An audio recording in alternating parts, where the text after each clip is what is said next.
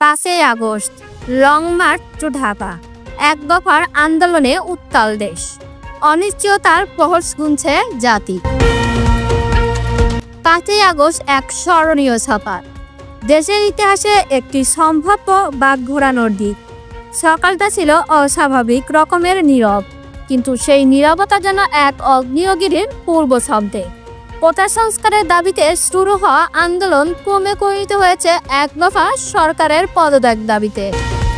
সকাল থেকেই বাংলাদেশে জারি করা হয় অনির্দিষ্টকালের কারফিউ, গণপরিবহন বন্ধ, মোবাইল নেটওয়ার্কে স্থগিত, সংবাদপত্র বিতরণও বাধা। সব মিলিয়ে যেন এক অজানা অন্ধকারে থেকে যায় গোটা দেশ। কি হবে আজ? কোন পথে মোড় নেবে আন্দোলন?